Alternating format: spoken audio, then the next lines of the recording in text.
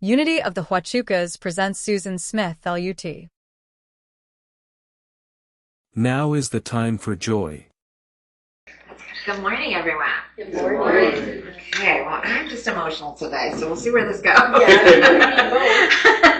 So, Merry Christmas. Merry It's Christmas. fun to be here with you so close to Christmas. I don't know, maybe last year, I can't remember. It doesn't matter. It's good to be here, y'all, because you are my spiritual family, so it's nice to be here with you all. And as Fred mentioned, it's also solstice today, winter solstice. Yep. And I want to talk a little bit about winter solstice. So, winter solstice is the shortest day of the year, right? And think about that now. Every day is going to have more sunshine. Amen. For the next until this day comes around next year, right? So that's exciting. Like the sun, and I think it's interesting. Like there's a lot of theories. Why does Christmas fall around winter solstice? And there are theories that there was a Roman holiday, and it was thanking the solstice gods and thank you because think about those ancient folks. Think about them for a minute. Now, they were pretty sure there was a pattern, right?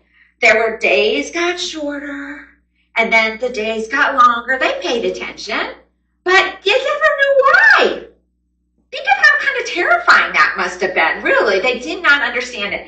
I honestly don't completely understand astronomy myself. So this is what the winter solstice, this is according to Wikipedia. The winter solstice or hibernal solstice occurs when either of Earth's poles reaches its maximum tilt away from the sun. So we're tilting away from the sun. This happens twice yearly, once in each hemisphere, northern and southern. So obviously this is the northern hemisphere winter solstice.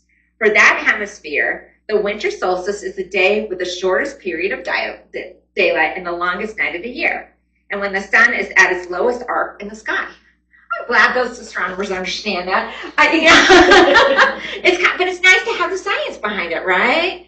But you can imagine these ancient people, the sun is winning. When you think about it, like, come back, sun, we love you. I understand why they did that. Come back, sun. And in Unity, also, and in many Christian traditions now, the winter solstice is also often celebrated as a blue Christmas type of ceremony. Or what they call the longest night. Have you guys ever done anything like that here? This is right up my alley. So when I became an LUT, I learned about something called Blue Christmas, or winter, and I'm not going to do it today, but I'll kind of give you a general idea. So Blue Christmas, or longest night, I used to do it on the winter solstice. And basically, it's really just giving recognition that this is a hard season for a lot of people. This season... This is funny, I looked this up, and this is the AI thing. They said, Blue Christmas, I thought AI had it pretty good, provides a space for acknowledging grief, loss, loneliness, and pain during the often pressured holiday season, focusing on hope, comfort, and God's presence amidst darkness. And of course, in New Thought, we would just say the presence of God within ourselves, our own I am. And so I used to do a service, because Christmas time... I just had a lot of loss in December, like a tremendous amount. I've had 4 of my immediate family members die. One died on December 1st, so that was kind of like Thanksgiving thing. And then the rest were all between the 22nd and the 1st of January. I've read obituaries on Christmas Day. I've been in hospice on Christmas Day. I've been in, tried to go out to eat because we're trying to be happier on Christmas Day, and that was a disaster. I've kind of done a lot. And I've also had pets go. I've also got a 12-year job, walked out of it the last day on the 27th. This is just a season I understand. And all of us, whether you've had those kinds of experiences or not at Christmas time, whatever it is heightened. So, and whatever it is that happened in the past, might be that, that childhood Christmas, I see those things and that never happened to me. Those Hallmark movies are just not real, okay? I'm just going to tell you that right now. I don't really think anyone really experiences that. That's a fantasy, and that's fine, a little escapist. Generally, those are not very real for most people. There's usually some sort of underlying tension, something real going on. So anyway, there's a lot. So I just think it's interesting that we're talking about joy on the winter solstice, on what is also traditionally a Blue Christmas Day. And what I'm going to talk about today is joy and what joy is. And joy is not necessarily circumstance-based. I love Christmas, by the way. I have a Christmas tree. I've always decorated. I find comfort in it. I was just a really lucky kid whose family loved Christmas. And that was like our holiday. And sometimes it does give me a pang, and it makes me a little sad because they're not here anymore. But mostly I find comfort in it. That, for me, it works. But I understand if someone had my situation and just, no, that's okay too. You get to do this holiday any way you want. So spiritual joy, what we're celebrating here, is not necessarily anything to do with the circumstances you find yourself in. Whether you feel great about Christmas, whether you're kind of just glad it's over, whether you kind of experience sort of a depression when it's over, because that's the other thing.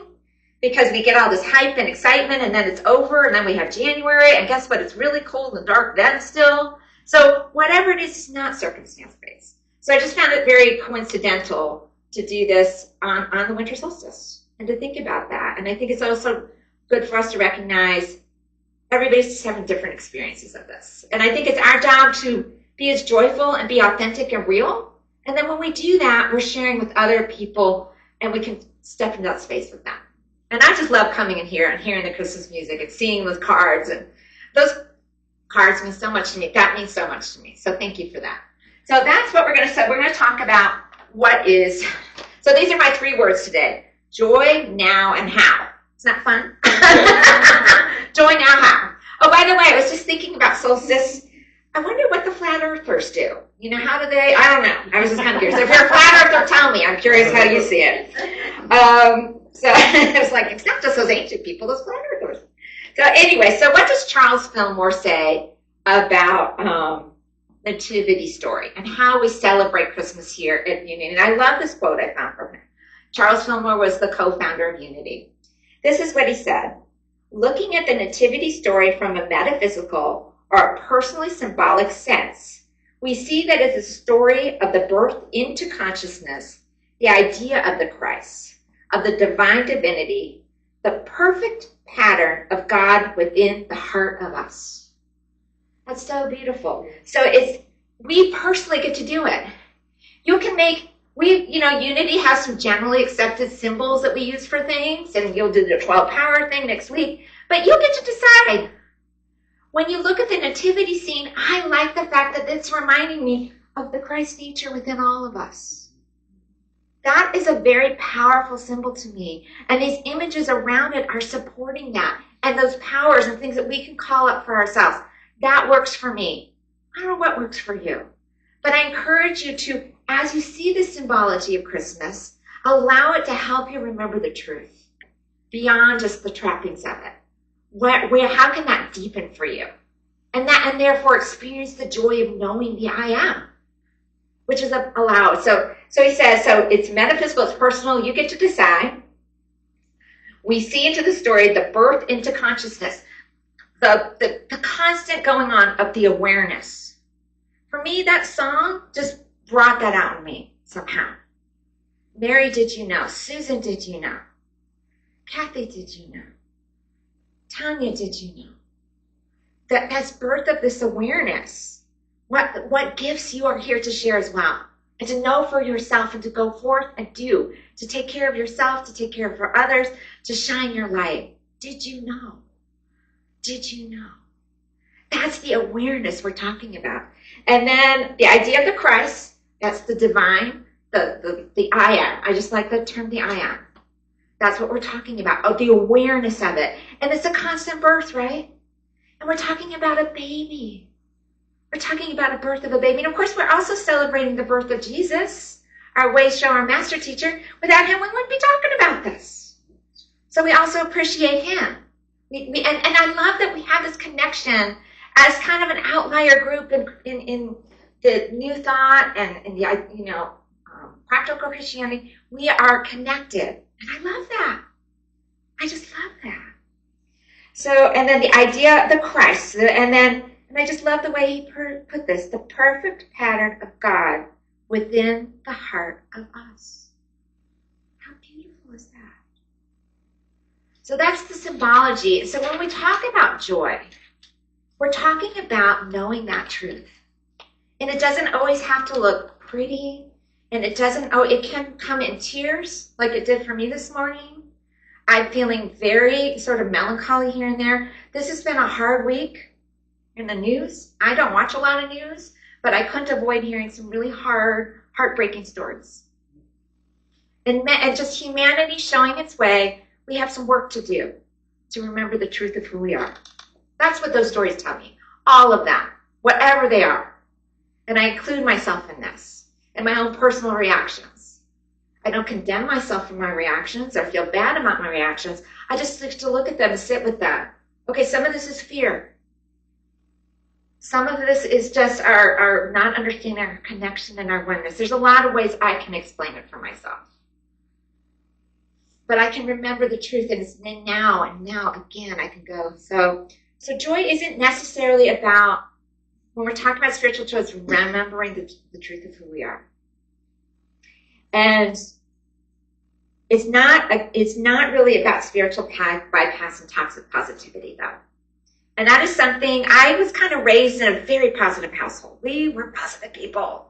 And I love that. It was such a great thing to learn. My parents taught me to look on the bright side, to be grateful. That was a wonderful gift. But sometimes we took it too far. And I'm going to give an example of two kind of different ways. I kind of a toxic positivity, spiritual bypass example, and then one where it was like grounded in real spiritual joy. So in 1990, I remember walking into a Walgreens in December. And I remember walking right out. I did that because I worked in the Walgreens in 1989 when my dad was terminally ill. And he passed on December 22nd that year. And Christmas is there's so many senses and sounds and smells. And it's like, wow, that place just took me right back. And that's that buried consciousness. I didn't know that was all in there. I mean, I knew I was mourning him, but that I would have that reaction. And I think that mourning period for my father, it took about 10 years for me to really be able to speak with them without crying in front of you right now. And it took some forgiveness work, which I'm going to talk about next time, and some work I did to just let go. And the reason it was so hard was when we were going through this, we all pushed it down. We didn't talk about our feelings. We all just put on a happy face for my dad. I could put on a happy face. We didn't talk about the challenge. I didn't really tell him how much I would miss him. I didn't tell him how much I loved him. I didn't tell him how sad this made me. You know, I just pushed it down, pushed it down, pushed it down. And then it just would come out and come out and come out. We did the best we could. I don't regret what we did. We were all doing the best we could. And I was there for my dad every day. And he knew I loved him. But I wish I'd said those words. And I've forgiven myself now. But it was because of that a little bit of that toxic positivity where we were bypassing it. So that's not what we're talking about. It's okay. You can still feel this feeling of joy and feel sad. So let's switch to my mom, 2011. And I'm bringing her home. And she's going through the dying process. And this is also Christmas week. And I won't even tell you what's happening. Now, it was the week after Christmas. My sister had just passed. It was a lot. And I remember bringing my mom home. And that process with my mom was so sacred and so spiritual.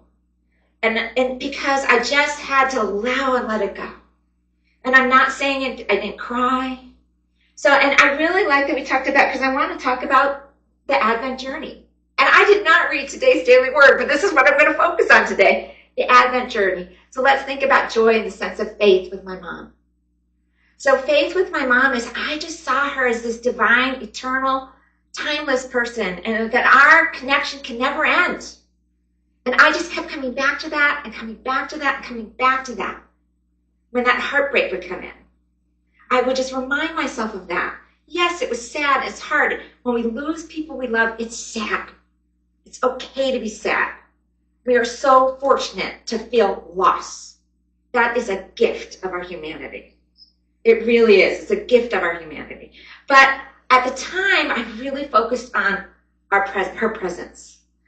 I'm a huge Survivor fan, and I was listening to Jeff Probst on his podcast, and he was talking about this one player, and this lady, Christina, and they were doing this challenge, and these people go through a lot, and she was having a hard day, and she's like, "What's going on, Christina?" in the challenge, and then later on he describes it, and she's like, "I just miss my mom," and she just broke down. And it was and then later on, he's like, "Well, and everyone listened to her." And he's like, "Well, you can feel her presence, And they were kind of like encouraged, like, "That's why I'm here. I want to feel her. I want to feel her." So she goes and does this challenge, and she overcomes something. And she has a strength that seems superhuman. And everybody's cheering her. Even the people who are competing are, "Go, go, go." And she overcomes it. And she comes up, and you can just tell this moment. No, she didn't. Well, I don't want to spoil it for you. Watch it. Anyway, when I hear him on his podcast, he talks about this moment, and he says, "This was so beautiful." And I'm sorry, it's not a direct quote, but I just absolutely love what he said. Do I have it in here? Doesn't matter. She was trying to not experience the loss, but experience the presence of her mother. We can shift that in our faith, experience loss, experience. So that's what I was doing. And then, so we have faith. And then we move to peace. Okay, so how would I have peace? The joy of peace. I get to so I have faith in whatever's happening. Faith in the midst. That's where joy comes from. Remembering who we are, faith in the midst. Joy. So now I'm going to be peace in the midst. How to be peace in the midst? In that situation with my mom, because I was grounded in faith, I knew what to do. I knew I was divinely guided. I didn't need to know the whole road. I didn't need to know the next hour. I just need to know the next minute. And I knew, and there were times when I brought to my knees and I was uncertain, but I would just go back to my faith. That's why it's a journey. We go back. We ground ourselves. I am faith in the midst. I remember who I am. I'm faith in the midst. I remember who she is. We are faith in the midst of this. Okay, now on to peace. How do I have peace in this? Oh, that's right. I am peace in the midst of this because I know what to do next. In the story of Advent, the 12 powers, the wise men represent wisdom. And this idea of the wise men being there, right? You can always call upon them. For me, it's really the star. The stars are imagination, but I also like the star, just thinking that the star is shining, that we can pull forth that. And when we know what to do, right, that fear gets abated. All right, so that was something I did with my mother. And then the next thing is love. That was just kind of obvious, right? I just harmonized with the best that was happening. There were challenging things. There were things that happened in our care that weren't the best. But I harmonized with all the wonderful caretakers. I harmonized with what I could do. I could harmonize with the love we shared. So a different thing. And because of that, I was love in the midst of this. She was love in the midst of this. I remembered who I was. I remembered who she was. That's where the joy was grounded. So that's what I'm talking about. But I did cry. I did say those words to her that she needed to hear. We had that experience together. And it was very sacred and one that I just treasure. And we are always doing the best we can. So I don't judge myself for my previous experience. We just learn and we grow and we learn and we grow. We learn and we grow. And that's part of the joy process. So that's what I mean by joy. So what do I mean by the now? That's such a buzzword. Yeah, it has kind of come out of favor a little bit in Unity and New Thought, but you hear it a lot. What does it mean to be in the now? And I want to say, just like what we're talking about, like moment by moment, I know what to do next. I know what to do next. And so often, I was reading this book by, and I'm going to get her name here. The author's name is Lori Gottlieb, Gottileb. Gottlieb, thank you. Maybe you should talk to someone. And she's a therapist, and she's written a book about giving therapy and also receiving therapy. And I haven't finished the book, but there was this part in there where she talks about being in the now and in the presence and consciousness in a way I just really clicked with me. And what she says is, what we're thinking in our consciousness, the future is now for us. The past is now for us because it's how we're thinking about it. We get to shape those because we're telling the stories right now. Every now moment, you're telling yourself a story about what happened and what you think might happen based on the information you have now. No spiritual bypass or pretending things aren't happening, but when we can ground ourselves into that, we have that wisdom, we really connect with the I am wisdom to do what's next for us to do. The next thing might be to let go of something. The next thing might be, I can start reshaping that story. Maybe it's a story I just don't have to spend that much time paying attention to anymore. It's your story, but it's happening now. I share a lot of memories about my family now growing up, and they're not around anymore. And it's just kind of interesting. I'm like, I kind of get to make it up, frankly. And it's a little sad because I don't really know what's 100% true because memory is fallible, truly. But it's okay. That's okay. I know in my heart I know. And those stories are the things that sustain me and keep me going. So it's okay. It's all right. But it is kind of funny. Sometimes I just think they're laughing at me like, well, that's what you think's happened. Okay. And I really appreciated that. That's what we're talking about. Everything happens now. So that is why now is the time for joy. And I love that. Christmas every day. If every day was Christmas, this awakening, this awareness can happen every minute. It's nothing to do with what's going on. Yet we can fill up what we need with our faith. We can fill up with our peace. We can fill up with love. And I encourage you to do that. If the holidays help you soak that in, do that. If the holidays somehow drain that of you, then protect yourself in any way you need. Do what you need to do. All right? It's whatever it is for you. That is, you get to make the story up for yourself. You don't have to explain yourself to anyone. You get to decide. You can take this and say, no, yes, no, yes, no. And it can be different every year. But it's now. Now is the time. Eckhart Tolle, who wrote The Power of Now, he said, wherever you are, be there totally. And that is, have you ever just done that? I do a bingo game at Sister Jose's Women's Center in Tucson. And sometimes my brain will just start wandering. I'll be calling the numbers and I'll start thinking about something else. And I said, be here now, be here now. Be here, be fully present. Be the presence of the I am. That's what we're talking about. Be the presence of the I am. So that's what we need by now. And I don't know if anyone remembers this. The Carousel of Progress back at Disneyland, they used to have the song, now is the time, now is the best time. Don't worry, I did do a parody because I figured no one really knows the song. But I kind of did a little poem in ode to it. And this is just to remind me what I mean by now. Now is the time to remember the truth of your divinity.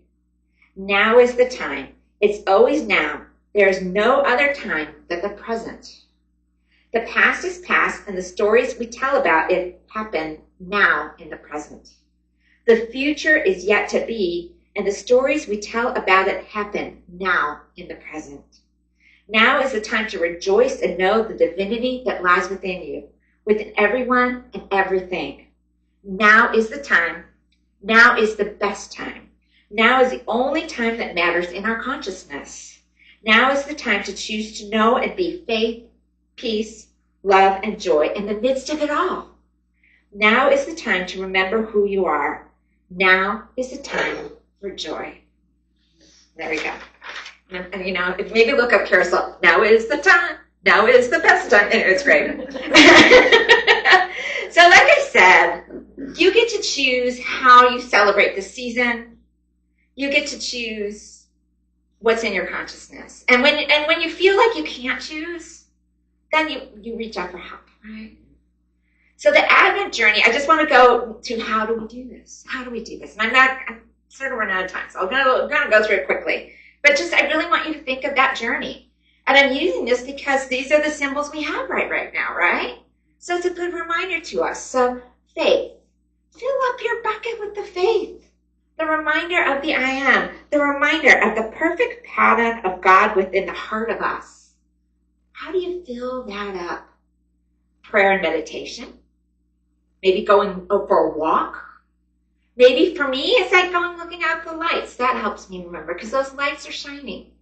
Even today, I was just driving down, and when I was driving on I-10, the sun was at the absolute worst way for me. Just really bad. Like I was going slow. I almost pulled over, but I felt safe as long as I slowed down. And it's just, and I was like, and I'm shorter, sitting up, you know. And I just thought, wow, this is interesting on this day, on winter solstice. But I was thinking, like, the sun in this case, the sun is like us. Like, we can just shine so brightly our faith. We can shine it for ourselves, shine it for others. And that can block out the fear. Just like that sun was blocking out my ability to see. But maybe I can see with the inner eye better. So that's what we can do. We can choose that. We are our own suns. We are the suns for each other. And those suns can, so much of the darkness we see in the world is because we're afraid. Don't be afraid of fear. We've internalized message. We have conditionings. It's just our job to go, no, thank you. Not today. Not this minute. Not this minute. Just not this minute. Maybe I'll come back to you. But right now. So that's one. So just remember faith. The feeling of the presence. I do have the quote here from Jeff. I was going to talk about it here. That's okay. And just don't forget that you can ask for prayer support. Here, silent unity. Don't feel bad if you just can't feel joy or you can't feel the I am. Just don't feel bad about that. That's your humanness. That means we're here for each other. It's a light. It's the Christ light. It can go from person to person to person. It's exponential. So that would be what I'd say for there. Be grounded. Just remember who you are. That's something we say at Unity of Tucson. I say, remember who you are. Remember who you are. That's what we're celebrating at Christmas. Remember the light that is you. Remember who you are and say, I am faith in the midst. So then the next thing is peace, right? So I'm going to say for peace, find those places of quiet. This is such a hectic season. Where can you find that peace? Within, probably. Maybe going for a walk. Maybe just, I was at a friend's house and she was showing me something she has on Direct TV or something, and it was this winter scene, and it was animated, and then at one point there was like a Yeti that came out, and the snowman, and every now and then it would do something. It was so relaxing. It was so peaceful. That was sort of a meditative, peaceful thing. I actually had to drive home afterward, and I was a little worried because I was so relaxed. And I was really kind of tired. So, yeah, so be careful when you're getting your peace. But again, remember that star. Remember the wise man. When you see the wise man in those, that's reminding you of your wisdom. Right? You don't have to be afraid. And it doesn't have to be a big step. You know the next step. I can breathe. Okay. I can breathe again. I can call this friend. I can call this friend up for help. I can call this friend to offer help. I can go out for a walk. I can go look at the moon. I can go look at the stars. There's so much you can do. I can paint a picture. I can read a book. There's so much. What brings you peace and helps you remember the I am? Right? So that I'm going to encourage you. Just remember who you are. I am peace in the midst. I am peace in the midst. And one thing I just did want to mention, I was saying it earlier, I was reading this book, and for some reason this just comes up to me, peace to me, and how we can help each other. And I read this book by this woman who was a victim and a survivor, and she wrote a book about it. Her name's Chanel Miller. It's called Say My Name. And this is, I don't know if I have an exact quote, I listened to it on audio, but this is what I wrote down. She said, she was talking to her mother, she was going through a hard time because she had gone through something. And trauma stays in our consciousness sometimes.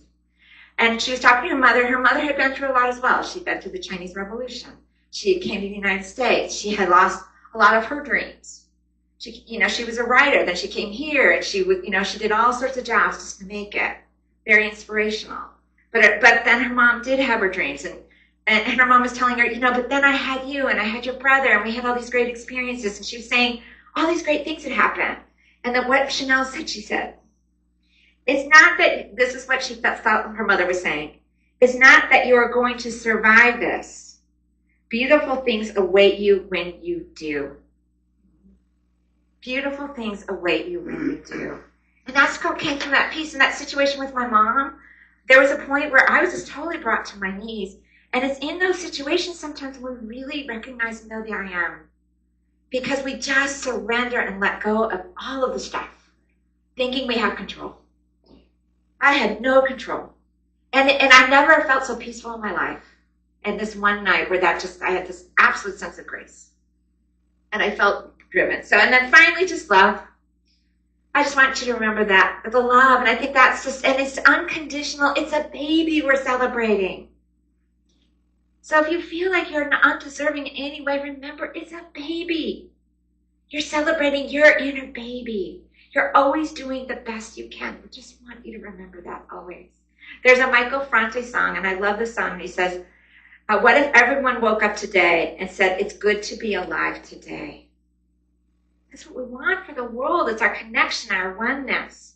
So just eat that up, whatever that is. I was walking through the parking lot at work, and I saw this bus driver, and I never take this walk. I have, maybe once a month, a couple times a week. Very seldom do I do this at this time, especially this time of day. Just have me walking through the parking lot at this time.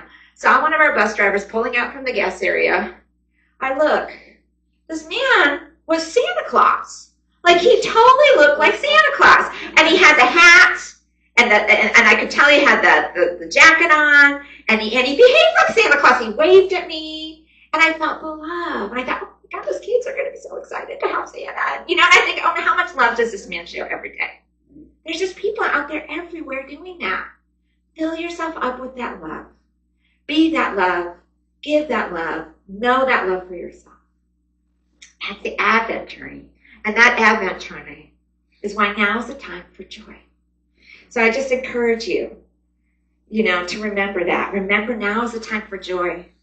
Rejoice each time you remember who you are. Rejoice. When you remember that, I am faith in the midst. I am peace in the midst. I am love in the midst. I am divine, expressing at the point of me. I am. And now I guess we'll have time for a little meditation. Sorry. I won't go too long. Sorry. I think I went a little long today. All right. We'll just take a minute or two for our meditation.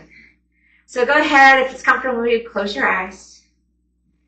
Relax, breathe deeply if it's comfortable for you. Gently release any thoughts about what you need to do, need to be, and what you need even.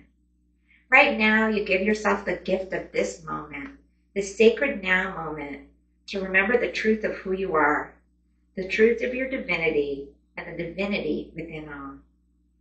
Right now, you allow yourself to simply be and know that you are safe, you are loved, and you are divinely guided always.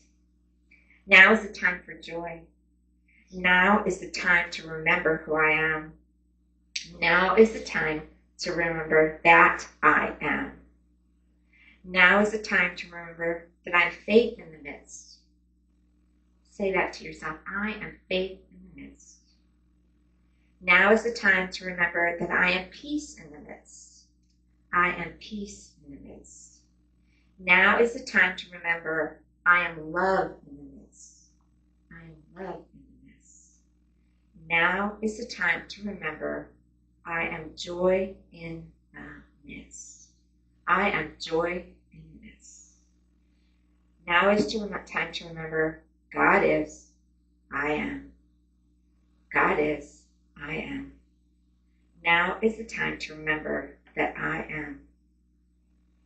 I am.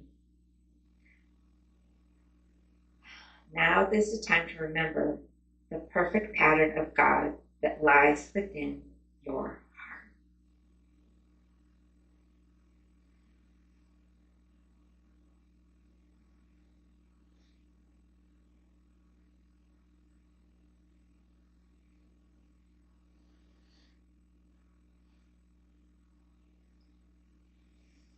Maybe put your hand on your heart. Just know that it's always the time. And you can bring yourself back to this feeling you have among friends, this feeling of connection to so many places of worship that are recognizing this beauty and love themselves, whatever language they use. This time of knowing the I am, knowing that now is the time for joy. And so it is. Thank you. Thank you.